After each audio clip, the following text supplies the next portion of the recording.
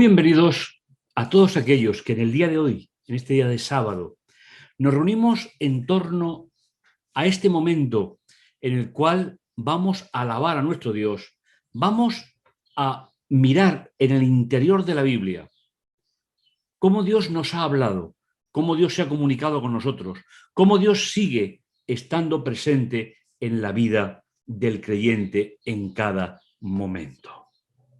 Daros la bienvenida a todos aquellos que nos veis presencial o a través de los medios digitales. Todos formamos una iglesia y todos caminamos juntos hacia el encuentro con nuestro Dios. Espero y confío que el tema de hoy nos reafirme en nuestra esencia como creyentes, como seguidores de Jesús, para que podamos disfrutar de ese amor sin límites de Dios para cada uno de nosotros. Os invito a que reflexionemos en un tema importante, trascendente, y es cómo Dios ha estado comunicándose a través de los profetas al ser humano a lo largo de la historia. Pero concretamente el testimonio de Jesús en el libro del Apocalipsis, un libro importante para nuestra reflexión. Momentos de alabanza, momentos especiales en los cuales trataremos el tema del testimonio de Jesús. Una de las características fundamentales del profetismo bíblico es el contacto permanente de Dios a través de los profetas. Hay que recordar que el profeta es el vocero, es el embajador de Dios ante su pueblo. Al igual que el libro del Apocalipsis o el libro de Daniel, tenemos que seguir entendiendo que el profeta trabaja en la inmensa mayoría de ocasiones para el pueblo de Dios, dentro del pueblo de Dios. Vamos a rastrear los textos en los cuales va a aparecer en este último libro de los que tenemos puesto en nuestra Biblia este concepto tan importante.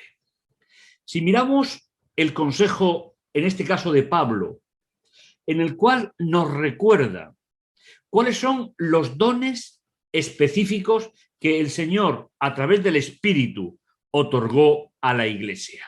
Son varios, pero si miráis en el cuadro, y podéis comprobar en vuestras Biblias, en los tres aparece la palabra profeta. Pero tenemos dones diferentes según la gracia que nos fue dada, ya sean los profetas según la medida de la relación estable con Dios.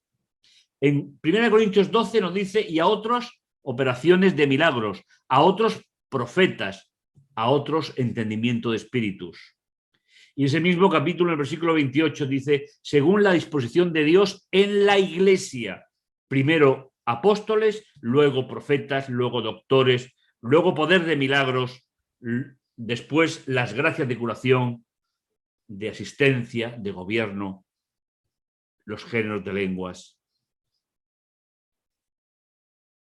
Los dones.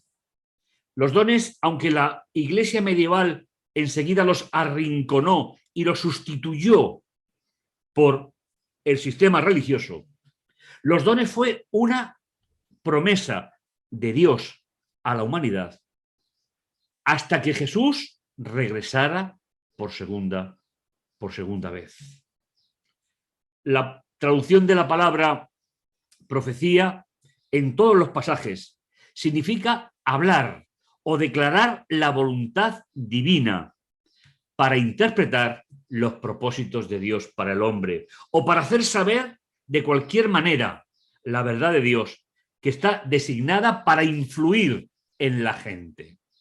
La idea de predecir el futuro fue añadida en algún momento después en la Edad Media. Por tanto, fijaos la idea fundamental, no solo de la función, sino también para qué sirve. Dice, para influir en la gente. Es decir, una preparación del pueblo de Dios para poder influir en momentos de crisis en los que todavía no son creyentes, aunque los dones solamente tengan una vigencia para la iglesia o el conjunto de creyentes. Dice, ante la pregunta de por qué fueron dados los dones, el mismo apóstol Pablo nos sigue diciendo, y él constituyó a unos apóstoles, a los otros profetas, a otros evangelistas, pastores o doctores, para la habilitación de los santos en orden a la obra del ministerio, para la edificación del cuerpo de Cristo. El apóstol nos da algún detalle más, pero sobre todo la idea fundamental. Si el profeta nace en un momento de crisis, ¿para quién es la crisis? La crisis, en todo caso, es para el pueblo de Dios.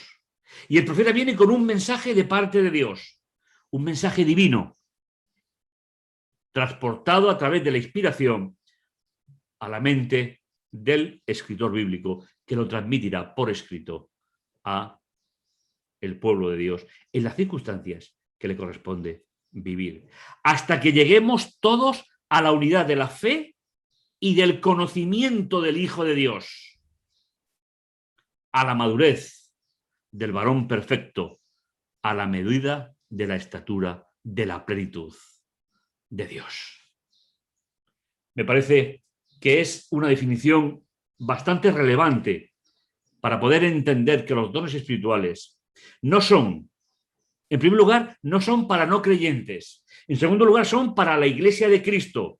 Y en tercer lugar, es para preparar a esa iglesia para llevar el mensaje de salvación hacia los demás.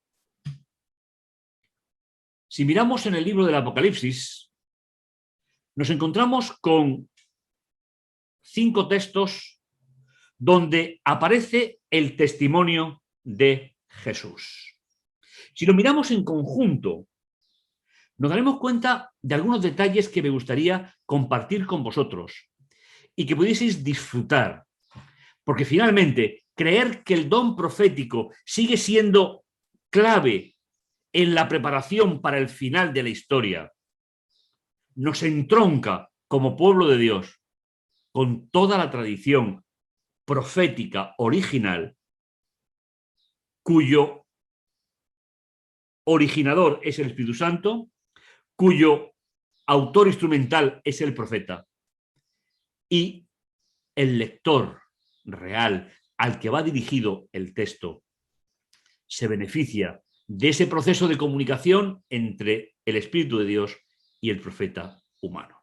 Si lo miramos en conjunto, tal y como tenéis en la pantalla, podemos ver algunos detalles que para mí creo que son relevantes cuando se estudia desde el punto de vista del conjunto del libro.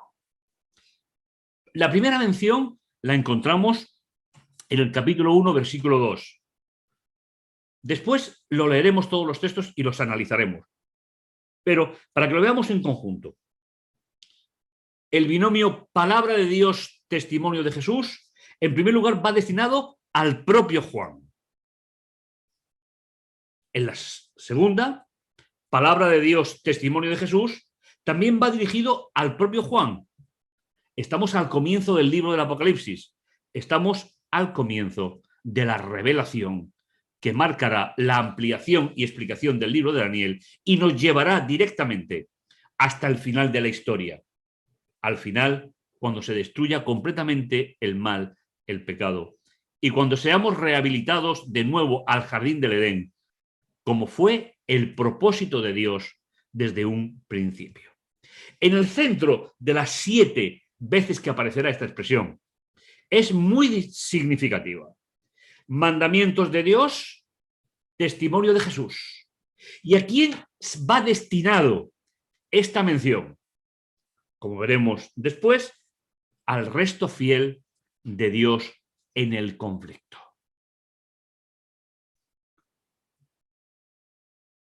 La siguiente capítulo 19, versículo 10.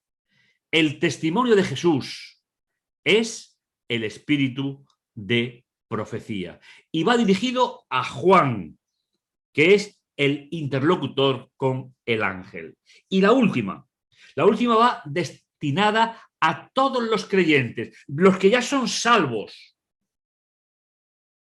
los que ya han pasado por la gran tribulación y han sido rescatados por la sangre del Cordero, han sido rescatados por el perdón de los pecados y han sido reconciliados en el santuario celestial, donde Dios ha tratado el pecado del ser humano y ha restaurado al pecador a la dignidad de la creación.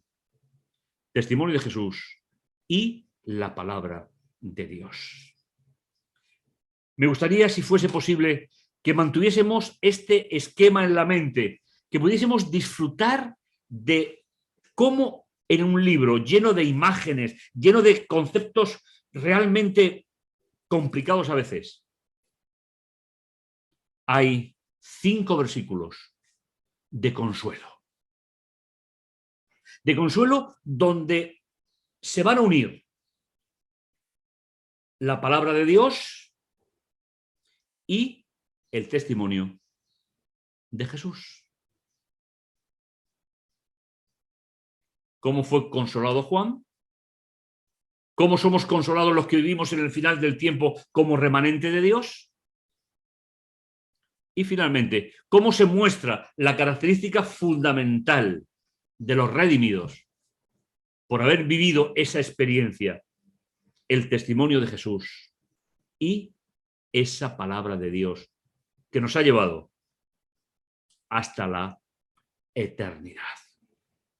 Si leemos atentamente los textos, nos daremos cuenta que están en una afirmación, en una acción terminada.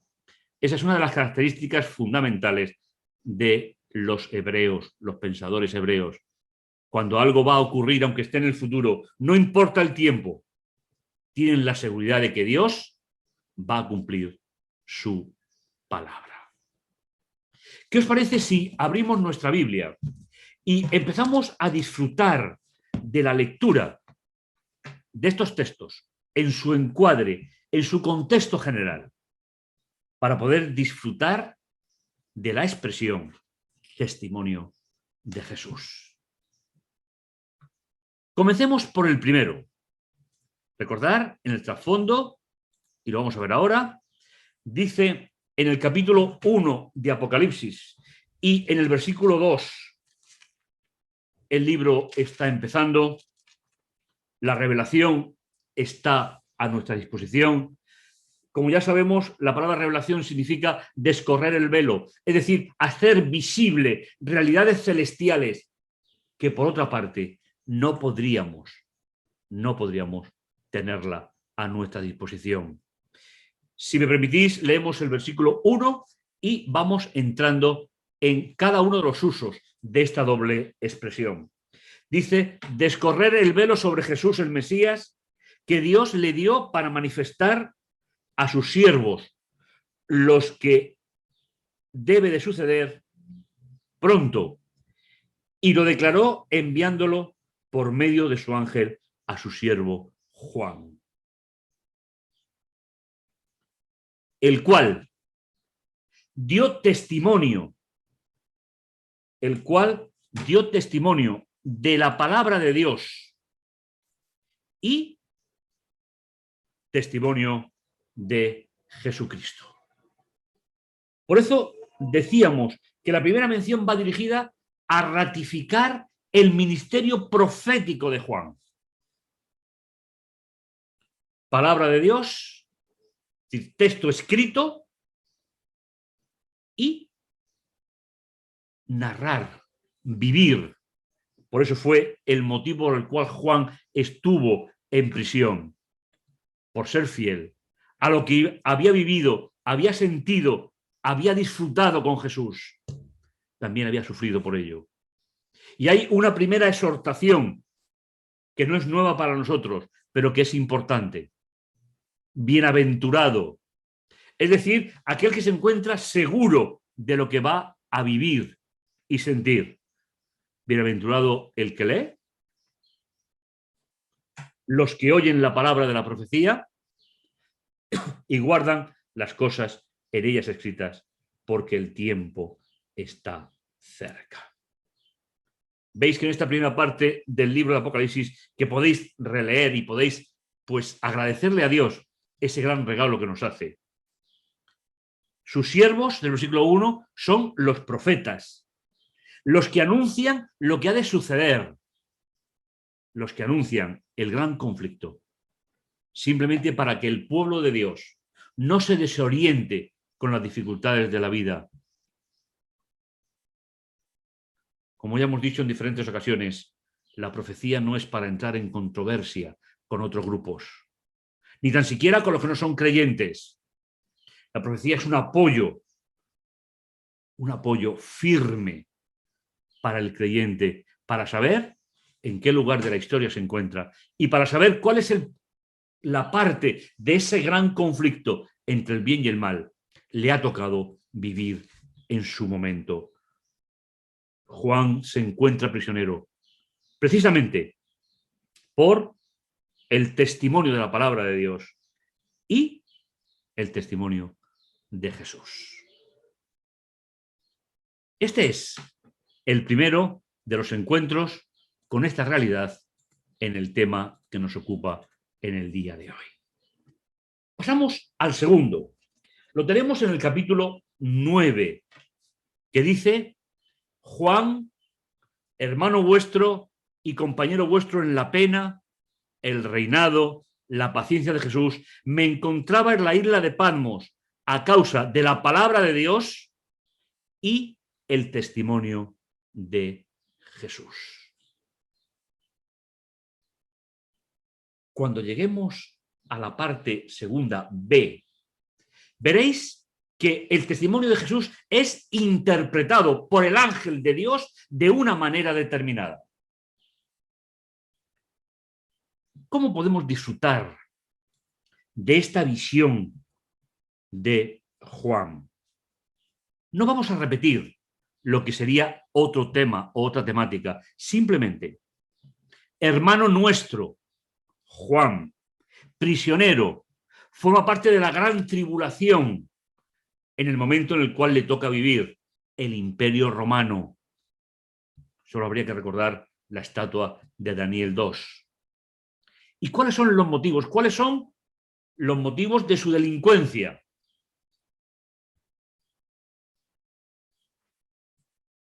Haber sido fiel a la Biblia escrita, es decir, el Antiguo Testamento, y el testimonio de Jesús. A eso que vivió, que sintió, y que Juan va a ser llevado hacia el cielo y se le da un mensaje especial. Versículo 11, que decía: escribe lo que ves en un rollo y envíalo a las iglesias. El mensaje del Apocalipsis es un mensaje para el pueblo de Dios. Y esa misión le fue encomendada a Juan de manera especial. Recordamos, aún no sabemos muy bien qué significa el testimonio de Jesús. Aún podemos mirar hacia atrás, ratificar lo que Jesús dijo. Solo que el libro va a añadir un detalle importante. Juan es nuestro compañero, Juan se compadece de los que están sufriendo como él, pero también es compañero en el reino y en la paciencia. Es decir, en la espera paciente e inteligente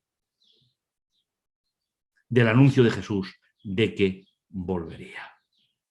Y por estas razones se encuentra exiliado, se encuentra apartado del mundo. No sabemos si salió o no salió de la isla de Patmos. Lo que sí sabemos es que las cartas llegaron y el libro de Revelación se conserva en la Biblia.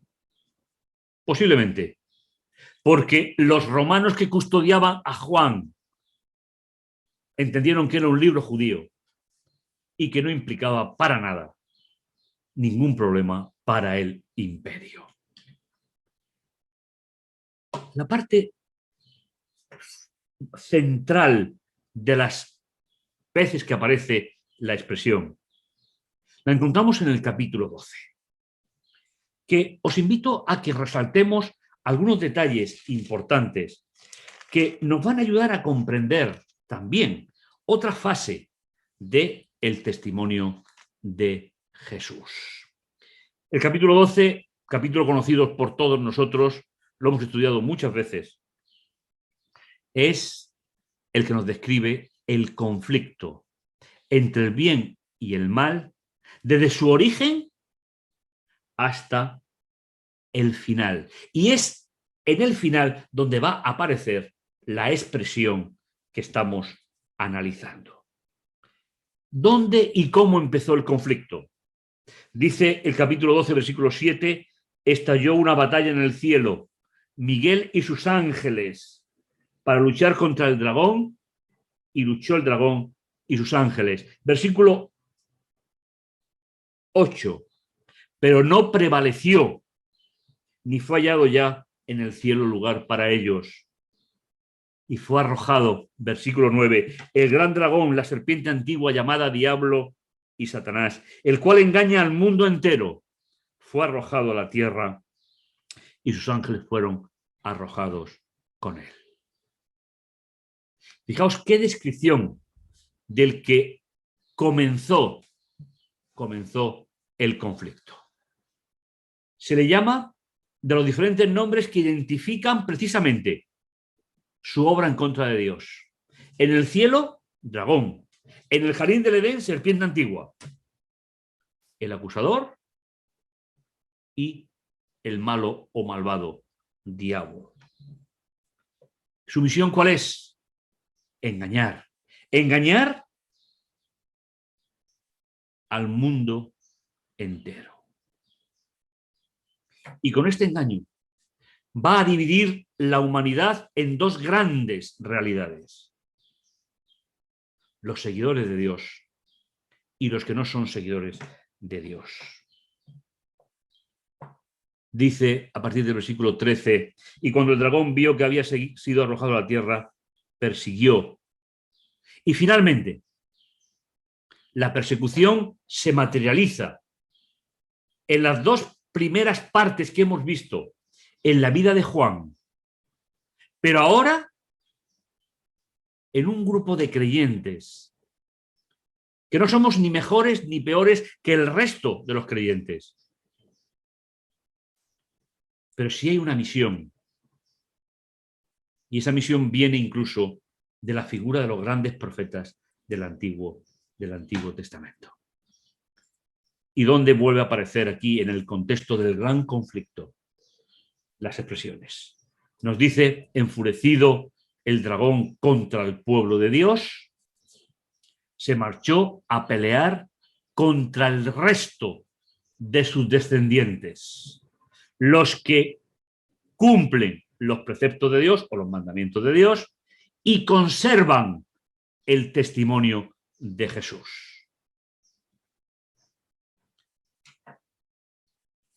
Podríamos estar hablando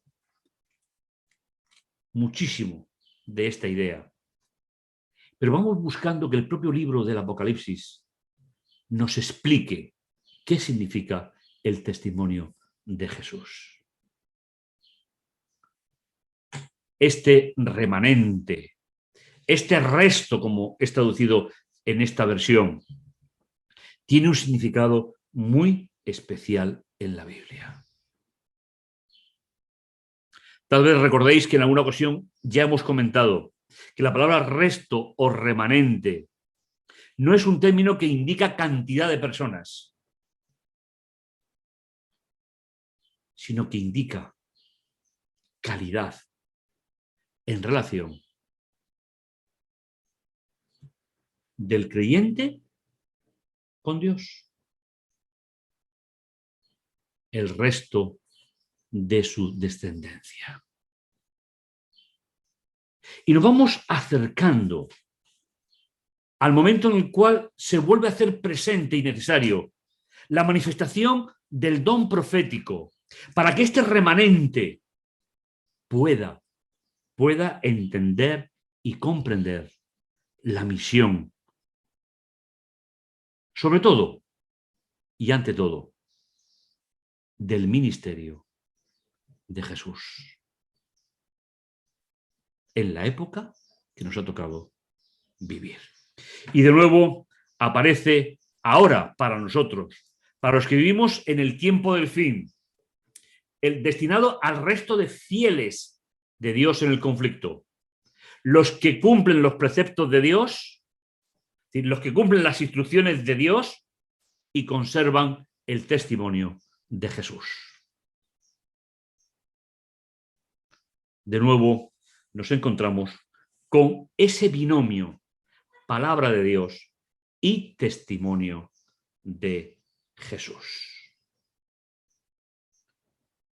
Tal vez Juan, a esta altura del libro, a esta altura de la visión, Juan necesite una explicación adicional que va a ser importantísima para que entendamos la relación entre mandamientos de Dios o preceptos de Dios y los que conservan el testimonio de Jesús. Llegamos al capítulo 19, donde posiblemente sea el texto más claro que nos permita resolver el problema de qué es lo que significa en el libro del Apocalipsis el espíritu de profecía. Y ahora, ¿a quién vuelve a ser destinado? Vuelve a ser destinado a Juan, para que él pueda transmitirlo. Si me permitís, leemos el 9 y después leeremos el 10, porque de nuevo aparece la palabra bienaventurado, dichoso, feliz, el que ha conseguido equilibrar su vida con la esperanza del regreso de Jesús. Y dice el texto, y me dijo, es decir, el ángel, el que está hablando con él, y me dijo, bienaventurado, dichoso, feliz, los que han sido invitados a la cena de las fiestas de la boda del Cordero. Jesús, estando en el aposento alto, lo recordaréis sin ninguna duda, les dijo a sus discípulos que volvería a estar con nosotros tomando un vino nuevo en el reino de los cielos. Y eso es lo que el Apocalipsis llama las bodas del Cordero. Cuando Jesús venga, y permíteme la pequeña ironía, ¿tendrás algo mejor que hacer que asistir a las bodas del Cordero? Bienaventurado los que han sido invitados a la cena de la fiesta de la boda del Cordero. Y me dijo, estas son palabras verdaderas de parte de Dios. Y es ahora cuando se nos va a explicar cuál es el sentido de la expresión que hemos estado viendo hasta ahora. Si recordáis, decíamos que cuando llegásemos a la segunda parte del B, se nos explicaría claramente qué es lo que significa espíritu de profecía. Lo leíamos cuando en el capítulo 1, versículo 9, se nos decía, por causa de la palabra de Dios y el testimonio de Jesús. Y ahora vamos a encontrar en el propio libro qué es lo que significa el testimonio de Jesús. Caí a sus pies para adorarlo. Versículo 10. Pero me dijo, no lo hagas. Yo soy embajador como tú, Juan, y como tus hermanos que mantienen el testimonio de Jesús. A Dios debes adorar. El testimonio de Jesús es el espíritu profético, el espíritu de la profecía.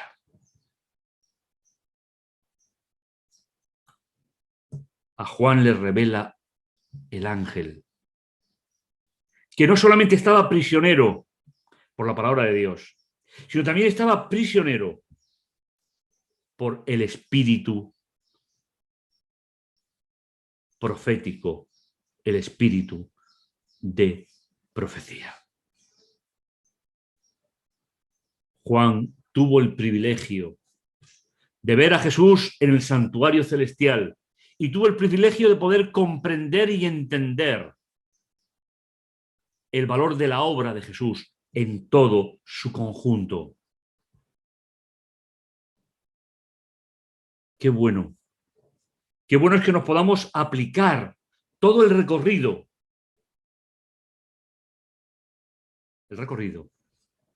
de cómo el libro de Apocalipsis nos va a ir situando en que los dones espirituales, en este caso el profético, aunque también los otros, será una particularidad en la época de Juan, a lo largo de la historia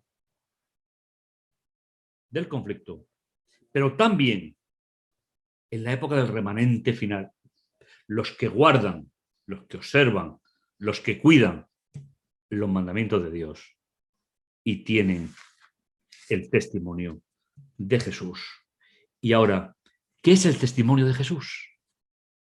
El testimonio de Jesús es el espíritu profético o el espíritu de profecía. Qué interesante. Que los datos los tengamos en el propio libro y que no tengamos que recurrir a tradiciones que seguramente nos desviarían del verdadero sentido. Qué importante es esta idea para cada uno de nosotros. Y viene después de hablar del remanente y después de anunciar que Jesús asume el reino de Dios. Dice el versículo 6 de este capítulo 19, dice, y oí como la voz de una gran multitud y como ruido de muchas aguas y como estruendo de fuertes truenos que decían, aleluya, porque el Señor Dios Todopoderoso asumió el reino. Ese espíritu profético, espíritu de profecía, es lo que actualiza el mensaje profético, lo que le permite a Juan describir que incluso al final, en el remanente último, que anuncia la venida del reino, estará protegido por el don profético. Y por último, llegamos a la última parte, al último versículo del recorrido que estamos viendo. Se encuentra en el capítulo 20, versículo 4. Simplemente recordar un detalle importante. El capítulo 20 es el capítulo que nos habla de ese momento de 1000 años en el cual los redimidos en la boda del Cordero y en la eternidad, los que no aceptaron a Jesús voluntariamente están destruidos.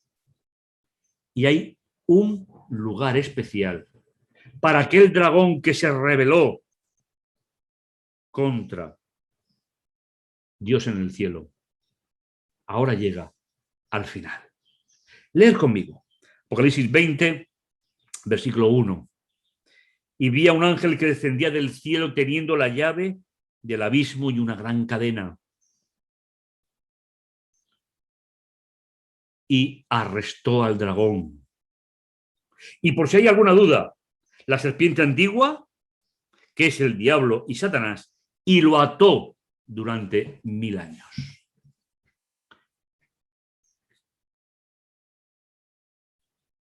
Pero en este capítulo hay una escena superior. Es la escena en el cielo, donde los redimidos compartiremos con Dios toda la ilusión y el proyecto de vida. Nos dice el versículo 4, y vi tronos, y se sentaron en ellos, y les fue concedido juzgar. Vi también las almas de los decapitados por causa del testimonio de Jesús, por causa de la palabra de Dios, y a los que no habían adorado a los poderes del mar, o poderes que dependían del gran dragón. ¿Para quién va dirigida esta última sentencia? Va destinada para los redimidos, porque viviremos junto a Dios durante todo ese periodo de 1000 años, aunque entonces nos parezca como un día, porque finalmente el tiempo habrá acabado y estaremos en la eternidad. Vi tronos y sentados los que encargados de juzgar, los que habían sido decapitados por ser fieles al don profético, tanto a lo largo de la historia y en el remanente. Es decir, el testimonio de Jesús es el espíritu profético, el espíritu de la profecía y también de la palabra de Dios. No sé si os habéis dado cuenta de un detalle que me parece relevante. A partir del centro se pasa a primer lugar el testimonio de Jesús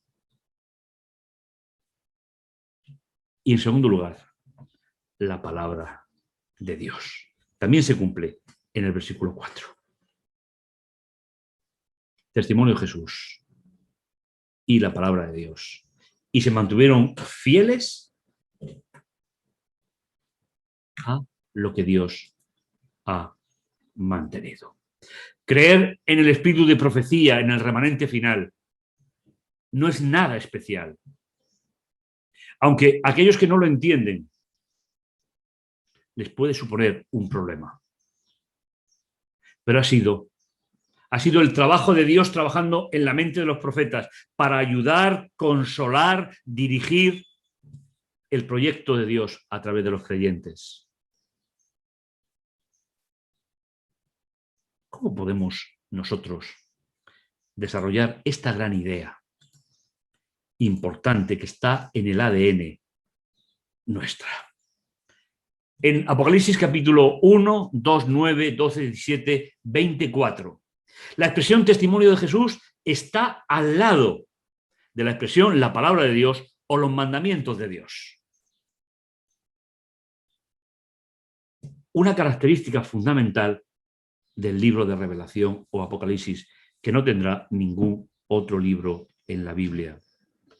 El paralelismo entre la palabra de Dios, los mandamientos de Dios y el testimonio de Jesús es vital para comprender la expresión posterior, es decir, para comprender toda la visión que recibe Juan en el Apocalipsis. La palabra de Dios en tiempo de Juan se refería al Antiguo Testamento y en diferentes contextos alguna de las partes de ello. Y el testimonio de Jesús a lo que Jesús había dicho y queda registrado en los evangelios. Con la venida del Espíritu como don profético, manifestado a Pedro, a Pablo y al resto de los apóstoles. De hecho, esa fue la promesa de Jesús a los discípulos estando en el aposento alto. Y yo rogaré al Padre y os enviará al Consolador, al Paráclitos, para que esté con vosotros para siempre. Él os recordará y os enseñará todo lo que yo he dicho. Un pequeño cuadro para terminar de situar el tema. ¿Qué es el espíritu de profecía? Esta frase aparece solamente en 19:10. Recordamos el texto. Y me postré a sus pies para adorarle. Y él me dijo, mira, no hagas, yo soy consiervo tuyo y de tus hermanos que retienen el testimonio de Jesús. Adora a Dios, porque el testimonio de Jesús es el espíritu de la profecía. Y en 22:8-9 dice, me postré para adorar a los pies del ángel que me mostraba estas cosas, pero él me dijo, mira, no lo hagas. Yo soy consiervo tuyo y tus hermanos, los profetas, los que guardan las palabras de este libro. Adora a Dios. Veis que se complementan en diferentes aspectos. Es verdad que hay que hacer una lectura detenida, pero también es cierto que cuando tenemos que dar fe a nosotros mismos y dentro de nuestra comunidad de esa característica que es el don profético para el remanente, tenemos que leerlo y buscarlo en el libro donde está, que es el Apocalipsis. Tus hermanos los profetas y los que guardan la palabra de Dios. ¿Qué significaba la expresión en tiempos de Jesús? Que es de donde Juan ha vivido, ha sentido y ha podido expresar todo lo que el Señor le ha mostrado. Los lectores judíos en los días de Juan, no me refiero a los seguidores de Jesús, sabían lo que significaba la expresión espíritu de profecía. Ellos habían entendido la expresión como una referencia al Espíritu Santo que imparte el don profético al hombre. Inclusive, los que no aceptaron a Jesús entendieron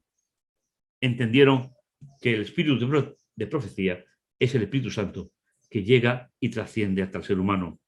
El judaísmo más radical, el de los fariseos, equipara las expresiones Espíritu Santo, Espíritu de Dios, Espíritu de Jehová con el espíritu de la profecía.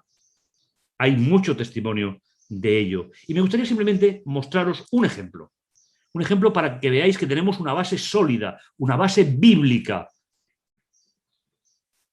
no una tradición.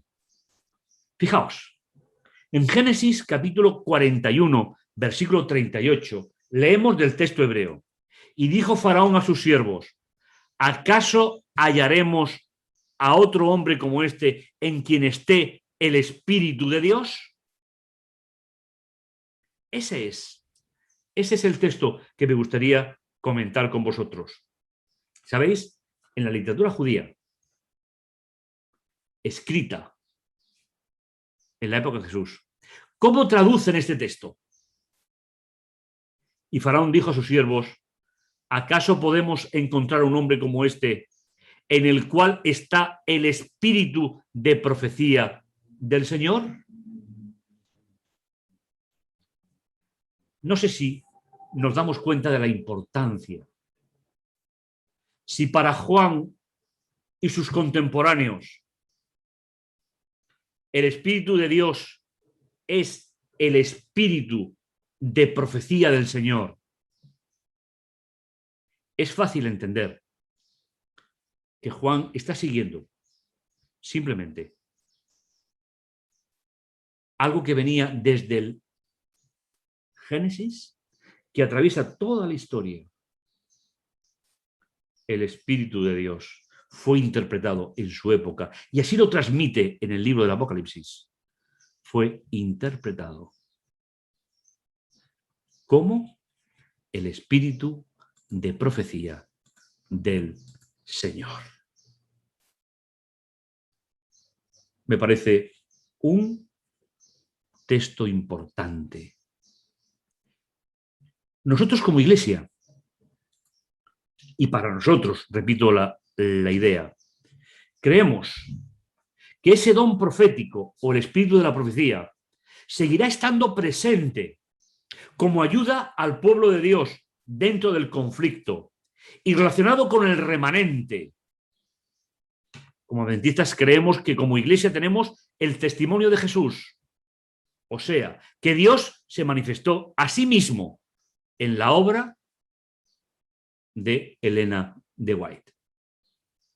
Este es uno de los puntos fundamentales de nuestra experiencia y trayectoria como pueblo de Dios. El remanente del capítulo 12-17 tiene el testimonio de Jesús. Y como se entendía en la época de Juan, y debemos de entenderlo nosotros, porque así está en el Apocalipsis, el testimonio de Jesús es el don profético, que estará presente a lo largo de la historia, que nunca dejará actuar, o mejor dicho, que nunca dejará de actuar en la comunidad, y que viene, como todos los dones proféticos, viene a ayudar al remanente de Dios en su preparación, como fue siempre los profetas, para llevar el mensaje de salvación a los demás. Aunque sigue siendo, como Daniel y Apocalipsis, sigue siendo algo para la formación del pueblo de Dios, y que nunca se debería de utilizar ni los libros proféticos ni el don profético para compartir con otros, sino para la formación y consolidación del pueblo de Dios mientras viene el regreso de nuestro Señor. Me gustaría simplemente ir llegando al final. Y todavía creemos que la Iglesia Adventista del Séptimo Día es el remanente visible y que el espíritu de profecía es una de las particularidades de todo el proyecto profético a lo largo de la historia. En nuestra forma de entender, dice la creencia fundamental 18, uno de los dones del Espíritu Santo es el de profecía. Seguimos utilizando la terminología bíblica, la que ha empleado Juan en el Apocalipsis. Este don es una señal que identifica al remanente y fue manifestado en el ministerio de Ellen White, como lo fue manifestado en Juan, como lo fue manifestado en Pablo, como lo fue manifestado en Isaías, en Jeremías, en Ageo o en Habacuc. El Espíritu de Dios trabajando en la mente del profeta para fortalecer y definir la misión del pueblo de Dios. Como mensajera del Señor, sus escritos son una fuente continua y autoridad para que proveen a la Iglesia de confort, guía, instrucción y corrección. También hace evidente que la Biblia es el estándar por el cual toda enseñanza y experiencia debe de ser aprobada. Mis hermanos, el don profético no es una persona. Hemos visto que el don profético, tanto en la Biblia como en la tradición judía, es el Espíritu de Dios a través del profeta. Y al igual que pasó en los momentos de crisis en la pasada historia, también nosotros disfrutamos de un apoyo para configurar la misión del remanente. Y son muchos los temas que fueron rescatados del oscurantismo medieval a través de la acción del don profético dentro del remanente en el tiempo del fin. Y recordar, proveen a la Iglesia, es decir, al remanente de confort, guía, instrucción y corrección. Y sobre todo, hace evidente que la Biblia es el estándar por el cual toda enseñanza y experiencia debe de ser probada.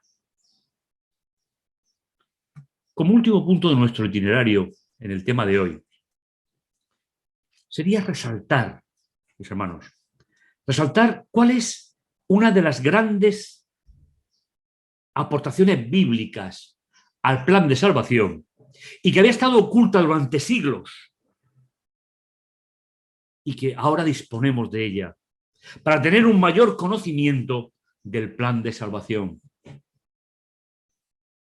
Ella dirá decir, la doctrina del santuario celestial es el fundamento de nuestra fe. Desarrollaremos este tema en un futuro próximo. Simplemente recuerda, el don profético no es una persona. El don profético trabaja para la formación y consolidación del pueblo de Dios a lo largo de toda la alianza. El ser humano, como Pablo, Juan, Santiago, es el amanuense, es el autor instrumental de la revelación progresiva de Dios para el hombre. Y su misión fundamental es la palabra de Dios y el testimonio de Jesús. Los dos grandes pilares que configuran la creencia del remanente y el llamado del remanente a aquellos que quieren estar en la eternidad. Mi deseo especial para ti y para mí en este día es que podamos comprender el gran regalo de la transmisión profética. Ayuda en el conflicto. Ayuda para que el pueblo de Dios se defina, para que tenga un mensaje claro para los hombres y mujeres, en este caso, en el tiempo del fin. Prepárate para dar testimonio de tu fe y para dar testimonio del último mensaje de salvación a la humanidad. Que el Señor te bendiga, que el Señor te guarde y nos encontramos en otra oportunidad de alabar juntos a nuestro Dios. Que el Señor te bendiga, que el Señor te guarde y no olvides, eres muy, muy importante para Dios. Y esa importancia te la da pertenecer a un pueblo que recibió la instrucción del don profético para prepararse para el encuentro final. Nos encontramos. Que el Señor te bendiga y te guarde. Amén.